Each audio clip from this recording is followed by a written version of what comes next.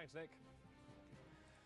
Now, speaking of sport, England's public parks are under serious threat after spending cuts reduced up to 97% of their maintenance budgets. Some of those impacts have ranged from the removal of green gyms and play equipment to an increase in both litter and vandalism. Sky's Becky Johnson is at Lickey Hills Country Park in Birmingham.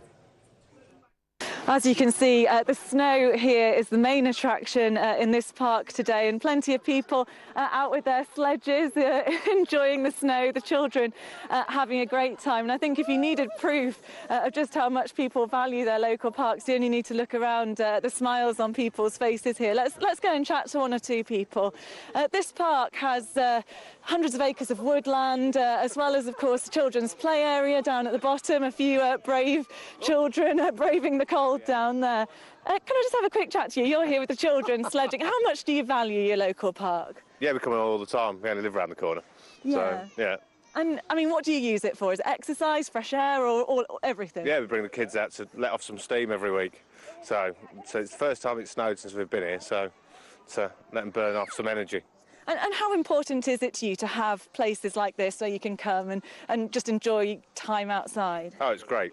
Great to bring the kids along, and this is why we moved here, so the kids can get out of the centre of Birmingham and get into the greenery. Yeah. So. All right, thanks for talking to us. And people travel to here from right in the city centre as well, because it is such a lovely open space. I'm going to bring in Emma Wolfe from the Birmingham Open Spaces Forum.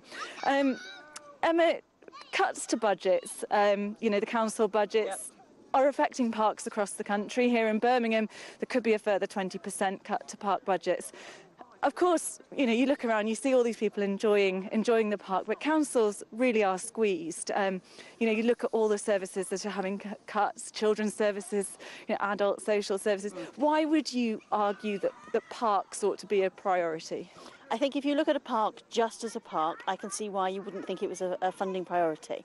But parks are the place that children play, children with all sorts of needs who don't have access to money to go to outings can play in parks for free. If you've got mental health problems, if you need social care, being able to get outdoors, get some fresh air, get some exercise is all essential part of the process. So a park by itself is just a park, but it's not. It's the place you get fit, it's the place that the air quality is improved, it's the place you meet your neighbours, you don't feel so isolated. It's the heart of most communities. Now, you're actually a volunteer, and your organisation is made up of volunteers. Yeah. Today's report from this group of MPs says that councils need to work with communities to look at ways where they can maintain parks while accepting that money is tight. I mean, do you think volunteering and communities getting more involved is an answer?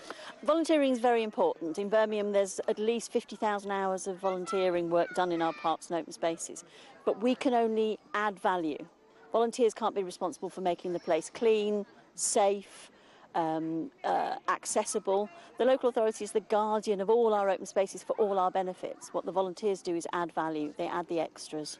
All right, Emma Wolfe, thanks for talking to us. So, yes, this report says parks are much more than grass and tulips, that in fact they're places where people can get fit, not just good for physical health, good for mental health as well, just to get out into the fresh air. And, for that reason, they should be seen as a priority. The importance should be put on keeping them, but not just keeping them, maintaining them in the lovely condition that parks like this one are in.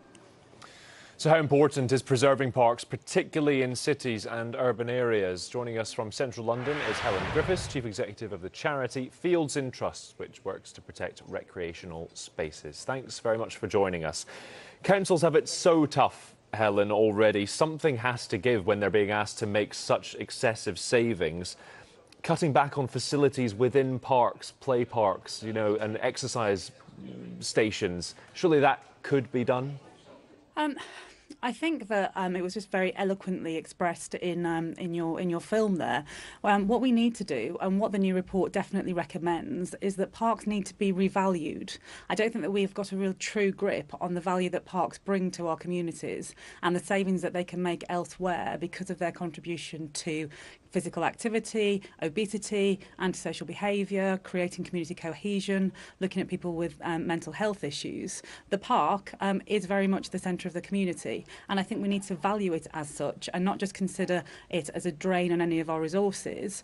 We need to think about what value it creates for our community. It's arguably one of the most universal public services that we use from cradle to grave and brings such massive value to our communities. And so that's why we need to try and find a more innovative way of accessing funding to help support these spaces, because you're absolutely right.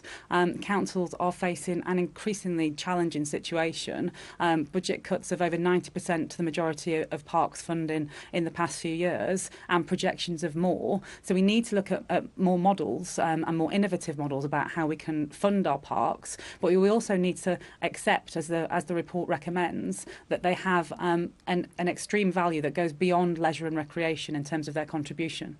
So what might some of those innovative measures be?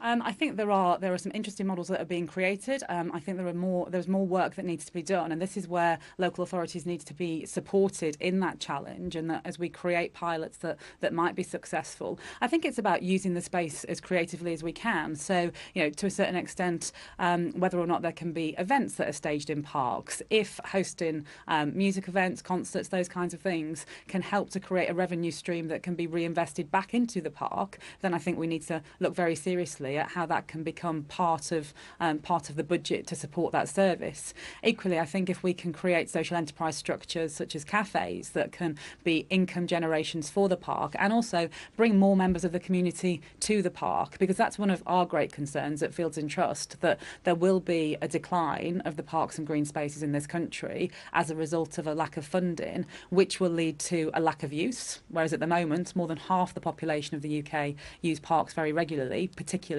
in urban areas. And if we do see the parks fall into less use because they're less attractive places to be, then their future is very much in jeopardy, I think. I think the likelihood of local authorities then using those spaces for other purposes, particularly in a position that we're in now with such demand on land, that raises grave concerns. Our organisation protects green spaces in perpetuity because once those spaces have been lost, they're never going to be available again for future generations to access. They are the jewels in the crown, and we need to make sure that they're preserved. Do you think there is a real appetite amongst entrepreneurs? Maybe you're talking about cafes and parks and things like that. Is there a real appetite to make money for the park via that route by private entrepreneurs?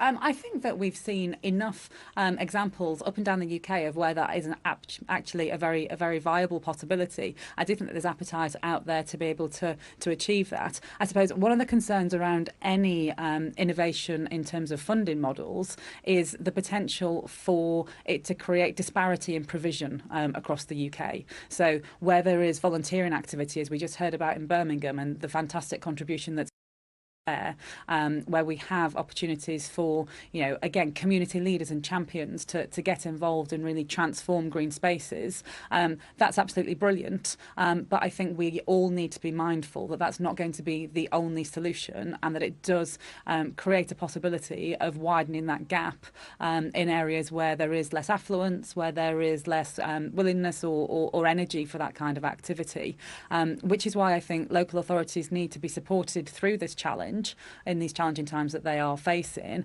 and we need to look at being coherent about how we approach the funding for parks and green spaces. We look at the new sports strategy that was published this time last year, and it was very much a cross-departmental approach. All of the different departments have got a role to play in getting our nation active, and I think that's the kind of attitude we need to apply to parks and green spaces, because those resources do impact on a health budget, they impact on crime and policing, they impact on antisocial behaviour budgets, all those different things that could be cost-cutting further upstream by having good quality access of green space for all people. Helen Griffiths, Chief Exec of the Fields in Trust charity, thank you for joining us. Thank you. Let's take a look at the weather now.